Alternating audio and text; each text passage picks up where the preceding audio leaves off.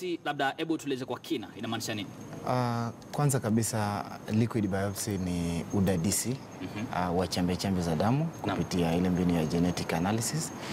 Kujua, kwa sababu kansa kwa lugha ya kimombo wanasema is a genetic disease. Na wakati wa udadisi wa damu tutaweza kujua katika DNA yako kama una kansa au hauna, au saratani kama unayo ama hauna. Na kama una saratani hiyo, teknolojia yenyewe inaweza kukupatia mbinu ya kujua ni dawa ipi inafaa utibu nayo saratani hiyo. Kwa sababu kila mtu ni tofauti kulingana na vile alivyoumbwa kichembe. So teknolojia hii itaweza kutofautisha chembe ya kila mmoja. Na kwako tutaweza kupatia dawa yako wewe kwa sababu tunasema it's a targeted therapy. So teknolojia yenyewe itaweza kukupatia dawa kulingana na chembe zako zilivyojitokeza kwa mwili. Na labda bila shaka itakuwa na tofauti gani kati ya zile njia ambazo tumekuwa tukitumia kuweza kubaini wapo mtu ana ugonjwa wa saratani, na labda kwa njia gani sasa itakuwa unaweza kutofautisha kusema kwamba hii ni tofauti na njia ambazo tumekuwa tukitumia? Ni tofauti sana kwa sababu njia zingine ilikuwa unatumia nyama au ile inaitwa tissue biopsy, na hii sasa unatumia damu peke yake, na damu yako ikichukuliwa itaweza kujua kama kwanza una kansa ama hauna, au saratani ama hauna, na kama una saratani ile ni dawa ipi unafaa kutumia, na ukiwa pia na saratani ile iko wapi kwa mwili, kwa sababu unaweza kuwa na zaidi ya saratani 900 mara moja. Na zaidi ya saratani 900 mara moja ikikupata kwa mwili, kwa wakati mmoja unaweza jipata uko na 2 au 3. So teknolojia hii kupitia ile tunaita molecular analysis ya genetics, tutaweza kujua una saratani na iko wapi kwa mwili. Inaweza kuwa saratani ya ubongo, inaweza kuwa saratani ya mapafu, inaweza kuwa saratani ya maini. Teknolojia hii kwa kupitia tu damu itaweza kukuambia zote hizo mara moja. Kwa hivyo labda itachukua muda gani kupima mgonjwa iwapo ana saratani? Kwa kawaida itachukua siku 3, lakini kwa maabara zetu itachukua siku 7 ili upate majibu yako. Kisa na maana? Kisa na maana, hatuwezi kufanya pengine sample ya mtu mmoja. Lazima tufanye sample 8 kwa wakati mmoja, kwa sababu hii ni teknolojia. Na ikumbuke kwamba ni teknolojia mpya, inafanya sample 8 mara moja. So kwa kufanya sample 8 mara moja tunaweza fanya baada ya siku 3 upate majibu yako, lakini tunapatia mtu siku 7 ili sasa majibu yanapokuja, kwa sababu ni majibu ambayo tunasema ile comprehensive kwa lugha ya kimombo, tunapatia mtu siku 7 ili anapokuja kuchukua majibu siku 7 anakuwa ana uhakika ni nini haswa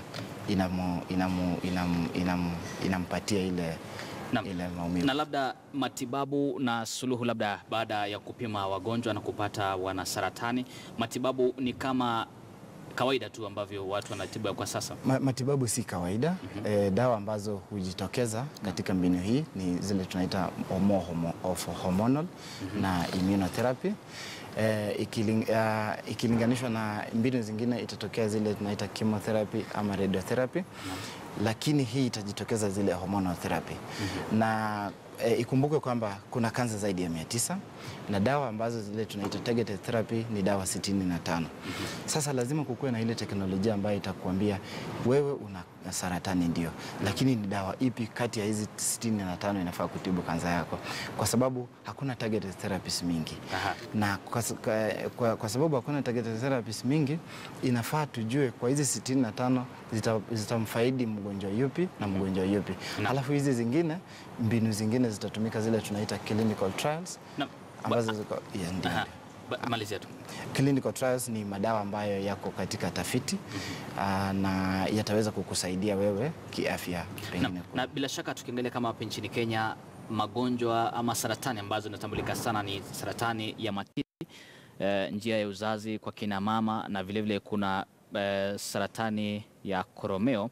Labda kuweza kuangalia hizi saratani ambazo zipo kwa sasa, tunaweza sema kwamba kuna matumaini ya kuweza kuangazia hizi saratani tatu ama saratani mbalimbali ambazo zipo hapa nchini Kenya na kuweza kutatua hilo tatizo ukilinganisha na zile njia ambazo tumekuwa tukitumia kwa sasa? Kwanza kabisa nikupeleke nyuma kidogo. Kuna ile tunaita early screening. Naam. Duniani kuna mbinu kwa wanaume tuna saratani moja peke yake ambayo tunaweza fanya early screening, hiyo tunaita prostate cancer. Na kwa wanawake tuna ile tunaita cervical, breast au ovarian. Kwa sababu kuna kansa zaidi ya 900. Kosa mbili zitaweza kupima saratani hizi zingine kwa njia ya mapema. Lakini kupitia hii mbinu ya liquid biopsy unaweza kujua saratani yako kwa njia ya mapema zaidi. Na ni dawa ipi inafaa itumike kwa njia ya mapema hivi. Kama hakuna dawa, ni mbinu gani ingine inafaa kutumika kwa njia ya mapema. Na matumaini inatokea wapi? Saratani ikijulikana kwa njia ya mapema, ni rahisi wewe kufanya ile tunaita management au kupatia matibabu kwa njia ya mapema na uweze kuitibu kwa mapema, kwa sababu matibabu ya saratani ni ghali mno, haswa sana ikifika katika ile tunaita stage 4 au stage 5, stage 4 au stage 3. Lakini ukipata ikiwa katika stage 1 au 2 ama stage 2, inakuwa rahisi sana wewe kuimanage. Na mbinu hii inafanya kazi namna gani? Tunatumia system inaitwa Oncomine na inahusisha artificial intelligence na supercomputing. Tukichukua damu yako tutaweza kuextract ile inaitwa DNA. Kwa kutoa ile DNA tutaweza kuangalia gani ni sawa na gani si sawa, ile normal na abnormal. Na from the abnormal one tunaweza kuilinganisha na data zingine mbalimbali duniani. Tuseme sasa data yako ilionekana Afrika Kusini, ikaonekana Korea, ikaonekana Marekani, ikaonekana wapi, na ni dawa hii ndio ilitumika kufanya saratani hii ipungue kwa mtu yule aliyokuwa kwingine. So hata wewe tukikupatia dawa hii itafanya kazi. So kuna matumaini kwa sababu targeted therapy peke yake ndio sasa inaweza kukusaidia. Naam, na kwa hivyo basi tunaweza sema kwamba labda kuna wakati fulani inaweza fika kwamba ukaona kwamba liquid biopsy haizi katumika tena kubaini iwapo mtu ana saratani. Swali yako pengine sijaelewa vile, lakini liquid biopsy sasa ndio teknolojia ya kisasa ya kubaini mtu kama ana saratani ama hapana. Kitambo tulikuwa na ile tunaita imaging, kuangalia mtu kama ana saratani ama hapana, lakini hiyo ilikuwa kama saratani tayari imekuwa kubwa. Saratani hujitokeza katika mbinu mbili. Tuna ile tunaita myeloid na kuna ile solid tumors. Ile myeloid ni ile inajitokeza, inatembea tu kwa damu, na ile solid tumors ni ile inajitokeza kama uvimbe. Ikijitokeza kama uvimbe, hii uvimbe huachilia chembe zake ndani ya damu.